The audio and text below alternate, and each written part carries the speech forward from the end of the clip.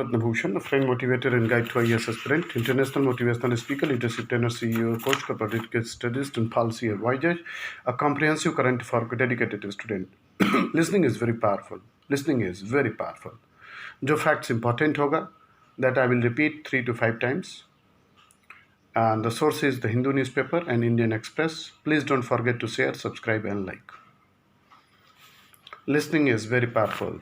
The quote of today is of Mahatma Gandhi. Don't be dazzled by splendor that comes to you from the west.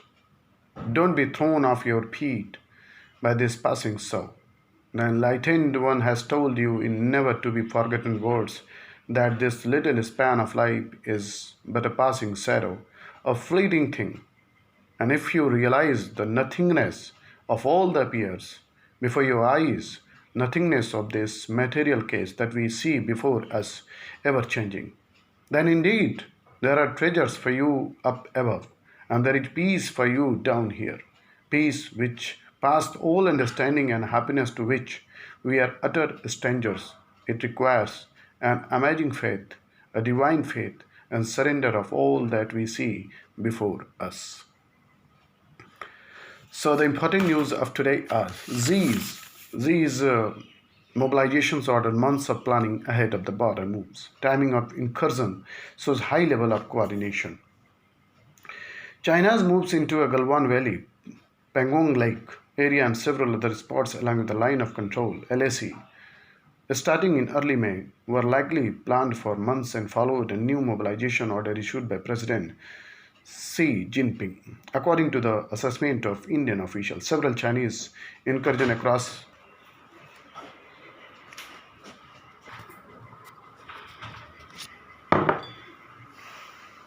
the timing of the incident suggests a high level of the coordination and planning the officials at the Galwan Valley and Pangong Lake. The People's Liberation Army PLA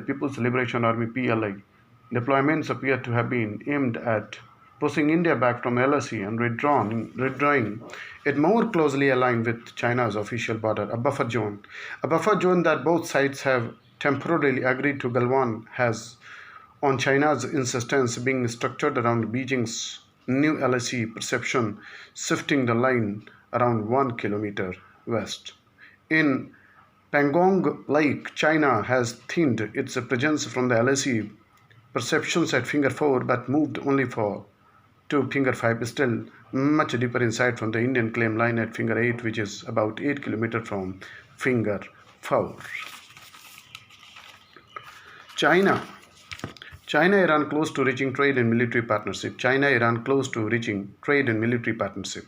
Iran and China have quietly drafted a sweeping economic and security partnership that would clear the way for the billions of dollars of Chinese investment in energy and other sectors, undercutting the Donald Trump administration's effort to isolate the Iranian government because of its nuclear and military ambitions. The partnership, detailed in an 18-page proposed agreement obtained by the New York Times, would vastly expand Chinese presence in banking, telecommunication, ports, railways, and dozens of other projects. In exchange, China would receive a regular and, accordingly to an Indian Iranian officials and oil trader, heavily discounted supply of Iranian oil over the next 25 years. The document also describes a deepening military cooperation, potentially giving China's foothold in a region that has been strategic pre-occupation of the United States, pre-occupation of the United States, pre-occupation of the United States, pre-occupation of the United States, pre-occupation of the United States for decades. It calls for the joint training and exercise, joint research and weapons development and intelligence sharing, all of that fight. The lopsided battle with terrorism, drug and human trafficking and cross-border crimes. The partnership, first proposed by Chinese leader Xi Jinping during a visit to Iran in 2016, was approved by President Hassan Rouhani cabinet in June. Iran's Foreign Minister Mohammad Javad Zarif said last week. If put into effect as detailed, the partnership would create new and potentially dangerous flashpoint in the deteriorating relation between China and the US. Kapoor Haveli faces demolition threat. Its owner, a jeweler in Peshawar, plans to build a commercial complex at the site. The historic ancestral home of the Hindi film industry, Soman, late Raj Kapoor's in Pakistan, Peshawar city, is facing demolition threat as the current owner of the house is adamant on building a commercial complex on the site which is worth crores. In 2018, the Pakistan government had decided to convert the Kapoor Haveli in Kissa Kahani Bazaar in Peshawar in Khyber Pakhtunkhwa province into a museum, heeding it to a request by Raj Kapoor's son Rishi Kapoor. Rishi Kapoor died recently in Mumbai. The Haveli has turned into a ghost building, residents of the area said, due to its dilapidated condition, the building can collapse anytime, they said. The state of the building is deteriorating with each passing day due to ecological impacts, torrential rains, earthquakes, and wind storm. The Haveli is currently owned by Haji Muhammad Israr, a wealthy jeweler in the city. The provincial government wanted to buy it, keeping in view its historic importance and conserve its original safe for tourists. Mr. Israr, however, wants to demolish the building and construct a new commercial building at this prime location. There are reports that the provincial government has failed to convert the building into a museum due to differences with its owner over its price. Sure power. Sure pure. Sure, India's solar energy should look at tapping the best globally to make locally. Tapping the best globally to make locally. Tapping the best globally to make locally. Prime Minister Narendra Modi's state resolved to tap the energy of the sun to substantially power economic and everyday life is to be welcomed because it could help chart a green deal for the future. He restated the case of the greater reliance on solar power for energy and as part of the self-reliant industrialization at inauguration of 750 megawatt photovoltaic project photovoltaic project at Riva, photovoltaic project at Riva, photovoltaic project at Riva, photovoltaic project at Riva in Madhya Pradesh last week. But as he would recognize the idea of building a domestic solar manufacturing industry that delivers increasing volumes of quality photovoltaic cells, modules and associated equipment is long in the tooth. India's installed base of this green power source is about 35 gigawatts, 35 gigawatts, 35 gigawatts, 35 gigawatts, and its projected addition of capacity until 2024 into COVID-19 affected future is estimated by the industry to be order 550 gigawatt.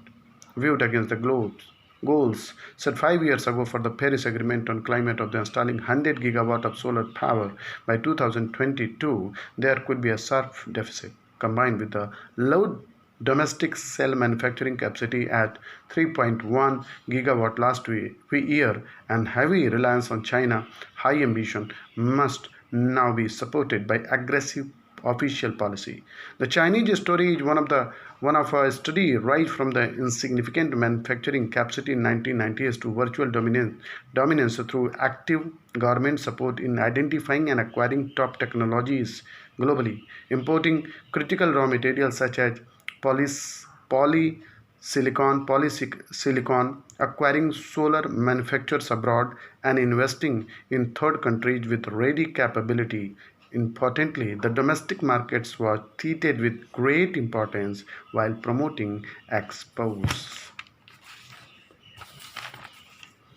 Hardly smart about urban healthcare, despite the renewed policy focus on cities, has exposed the weaknesses in handling a public emergency. The novel coronavirus pandemic has largely been an urban crisis so far, with megacities such as Delhi, Mumbai, Bangalore, Chennai accounting for most of the COVID-19 positive cases. Indian cities are not only facing a public health crisis but a larger emergency of the economic issue and livelihoods. A high percentage of urban residents have lost employment during the lockdown and continue to face an uncertain future. So are Indian cities equipped to deal with the pandemic and its aftermath? The sum and substance of EU. The sum and substance of the EU's China dilemma. The sum and substance of EU's China dilemma. Though the Asian giant is critical to European economic health and political narrative, is a sign of a shift of the wind. This article was written by Vijay Gokhale. Europe and China have been major partners of the generation. According to the Global Official of International Comparison Program at the World Bank, China and the European Union jointly account of the nearly 35% of the global GDP in triple P terms. Europe championed China's case for the World Trade Organization WTO membership, and China supported European project. A single example is sufficient to demonstrate how critical China is for the European prosperity. Between 1995 to 2012, Germany is Europe's economic powerhouse. Germany, Europe's economic powerhouse, enhanced its industrial value by 37%, the largest chunk of which came from supply China chains not in the United States but in China. Behind the presumption, behind the presumption. Therefore, when on June 9, Joseph Borrell Fontelles, the European Union's High Representative for Foreign Affairs and Security Policy, publicly proclaimed that China is without doubt one of the key global players. We have to engage with China to achieve our global objective based on the interests and values. A logical assumption might be that there is unlikely to be any change in the Europe-China relationship after the novel coronavirus pandemic, such a superficial impression is reinforced by the European statement that they will not choose sides between the United States and China. Yet, any such presumptions bears closer examination. In March 2019, the EU Commission published a strategic outlook describing China as simultaneously a cooperative partner, an economic competitor, and a systematic rival, promoting alternative models of governance. This was the product of a long process of destabilization, during which the political and security dimensions became to jostle with the economics that had been primarily determinant of China EU ties for 2 decades. Thank you so much. Wish you all the best. God bless you. God bless Bharat.